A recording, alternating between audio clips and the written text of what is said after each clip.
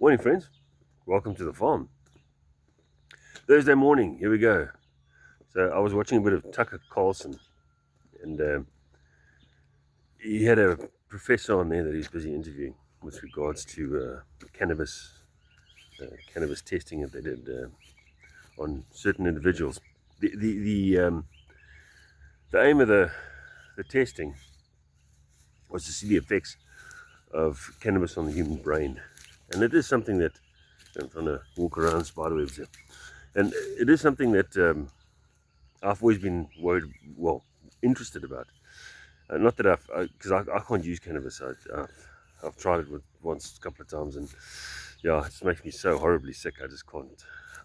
Even if I smell it, I get a gnar. But so the study is that it took 1,000 people in the study, and of those thousand people, they measured brain activity. And they said the blood flow in the brain decreases on the cannabis users to the normal people. So that was the one thing. They said that there's a serious drop in blood flow in the brain in key areas. So, which obviously gives you that. Not everybody, but that's the stereotype that we used to. But then they took a whole bunch of young kids, teenage, obviously 19, 20-year-olds. Also 1,000 of them, and they tested them. And then they tested memory and cognitive reflex. And they reckon that in the tests conducted, their memory drops to normal. So once they're under obviously the influence of the cannabis, the younger people's memory drops as well. So not only is it blood flow issue, it's a memory and cognitive ability drops. So I mean that's a study proving that cannabis messes you up. And over the years I've seen a lot of people. I've known a lot of people, and I've seen a lot of people that use the stuff, and it does help in a lot of cases. Some people use it not as a smoke or cigarette or whatever. They use it as a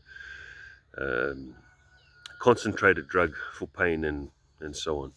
But what I have found, and this is I'm just talking from experience, what I've seen most times, women, I think it's because we're emotional beings, or women are emotional beings. I'm classing myself as a woman. Anyway, uh,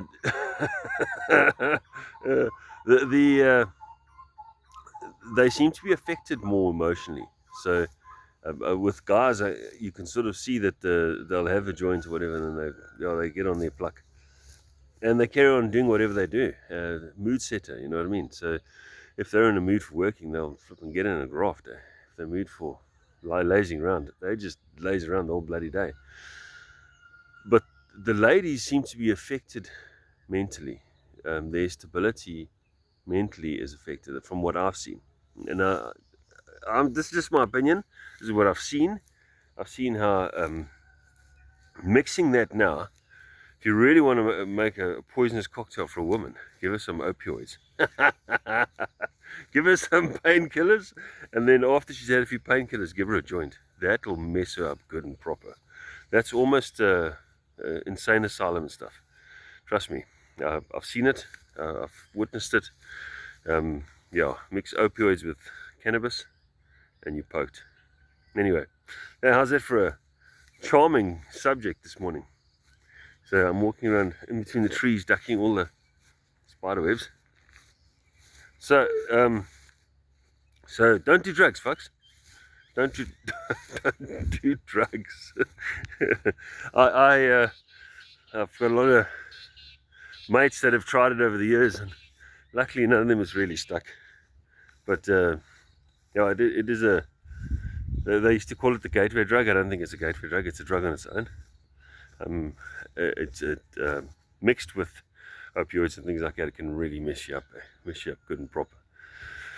So anyway, that's it. I found that. I just thought it was interesting. We talk about it. Those of you, people that use cannabis, you tell them to be careful. This stuff is dangerous. It does bugger your brain up. Then again, so does booze. And again, so does stress. So, yeah. Anyway, folks, have a good one. Thursday, eh? The week has finished.